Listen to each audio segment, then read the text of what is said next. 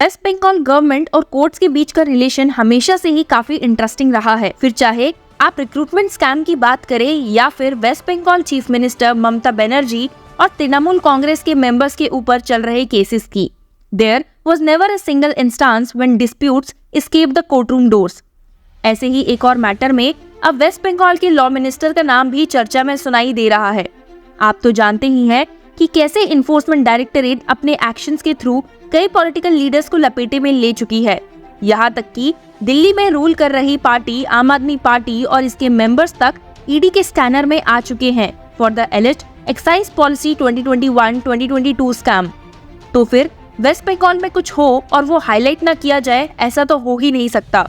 इससे पहले भी तृणमूल कांग्रेस एमपी महुआ मोइत्रा भी काफी सुर्खियों में रही है for the elite cash for query case, जहां पर उन पर पैसे और गिफ्ट लेकर पार्लियामेंट में अडानी ग्रुप और प्राइम मिनिस्टर मोदी पर सवाल पूछने के लिए एक्यूज किया गया है।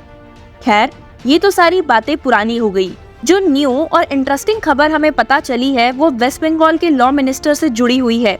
ऐसा क्या है जो वेस्ट बंगाल के एक और पॉलिटिकल लीडर न्यूज में नजर आए और दिल्ली हाई कोर्ट ने इस मामले की हियरिंग में क्या कहा, आइए जानते हैं। 17 नवंबर को एक केस की हियरिंग के दौरान जस्टिस स्वर्णकांता शर्मा की सिंगल जज बेंच को कहते हुए सुना गया कि उनके पास कोई ग्राउंड नहीं है कि वो पीएमएलए के सेक्शन 50 के अंडर इशू हुए समन्स को क्वैश करें। ये ऑब्जर्वेशन उन्होंने वेस्ट बंगाल के लॉ मिनिस्टर मलॉय घटक के केस के रेफरेंस में दी। दरअसल वेस्ट बंगाल के लॉ मिनिस्टर मलॉय घटक को कोल स्मगलिंग केस के कनेक्शन में ईडी के समन्स इशू हुए हैं। साथ ही उन पर ईडी अपनी प्रोसीडिंग्स भी इनिशिएट कर चुकी है। ईडी ने घटक को मार्च में उनके दिल्ली हेडक्वार्टर्स में अपेयर होने के लिए समन किया था। इसके साथ साथ ईडी ने उनके पर्सनल असिस्टेंट को भी समन्स भिजवाए थे, पर वो दोनों ही इन्फोर्समेंट डायरेक्टरेट के सामने अपेयर नहीं हुए। अगर मिनिस्टर की नजरों से इस मामले को देखें तो उनका कहना है his statements have been already recorded by the enforcement directorate and the summons was being issued to harass him. He said that he is a senior citizen and not keeping well. और वहीं enforcement directorate ने court को बताया है कि घटक ने 13 बारी में से 11 बार समन्स को स्किप किया है। उन्होंने ये भी बताया कि वो अभी तक इस केस में एक्यूज नहीं है, तो वो ECIR that is enforcement case information report को क्वैश करने को नहीं कह सकते। लॉ मिनिस्टर घटक की इन्फोर्समेंट डायरेक्टरेट प्रोसीडिंग्स और समन्स को क्वैश करने की प्ली पर दिल्ली हाई कोर्ट ने नोट किया कि सिर्फ prevention of money laundering act के सेक्शन 50 के अंडर समन्स का इशू होना कॉन्स्टिट्यूशन के आर्टिकल 20 सब क्लॉज 3 में प्रोटेक्शन को ग्रांट नहीं करता है। घटक के आर्ग्यूमेंट और आर्टिकल 20 की रिलायंस पर कोर्ट ने ऑब्जर्व किया कि this is contradictory in this case because even Ghatak does not know whether he is an accused or a witness in the case and yet he is seeking protection under Article 20 subclause 3 which is only available to an accused.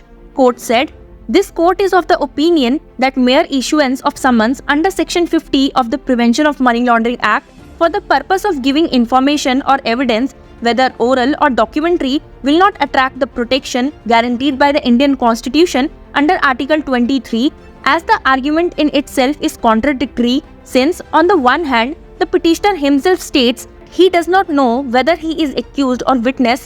On the other hand, he wants protection as an accused and a direction that he cannot be a witness against himself. Case को consider करने के बाद court ने ना तो ECIR को quash करने की रिक्वेस्ट एक्सेप्ट की और ना ही समन्स को।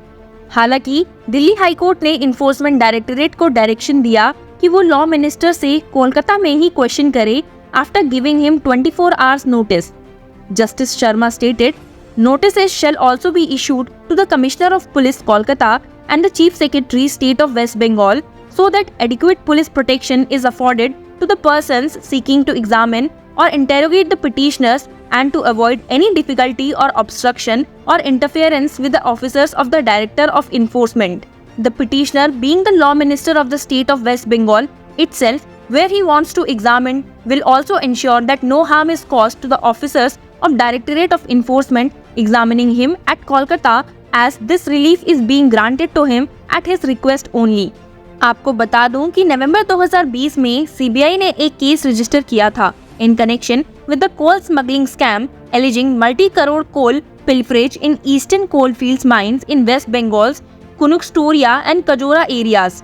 इसके बाद ईडी ने भी under the prevention of money laundering act 2002 based on the November 2020 FIR registered by the CBI एक केस लॉन्च किया। ईडी ने अपनी पहली चार्जशीट इस केस में पिछले साल स्पेशल कोर्ट इन दिल्ली में फाइल की, naming TMC leader and businessman Vinay Mishra's brother Vikas and former officer in charge of Bankura police station Ashok Mishra as a prime accused. The charge sheet, however, did not mention the name of Abhishek Banerjee.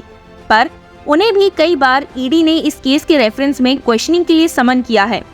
जैसे कि हम देख रहे हैं कि आजकल ED काफी active है इन स्कैम रिलेटेड मैटर्स। वो पॉलिटिकल लीडर्स को कोई भी मौका नहीं दे रही कि वो ऐसे मामलों में बच पाए। पर इन्फोर्समेंट डायरेक्टरेट की एक्टिवनेस और एक्शंस क्या सही इंटेंशन के साथ किए जा रहे हैं या फिर इसके पीछे कोई वजह है? क्या आपको लगता है कि इस केस में वेस्ट बंगाल के लॉ मिनिस्टर का टेक सही है? Do share and follow law chakra for more such news.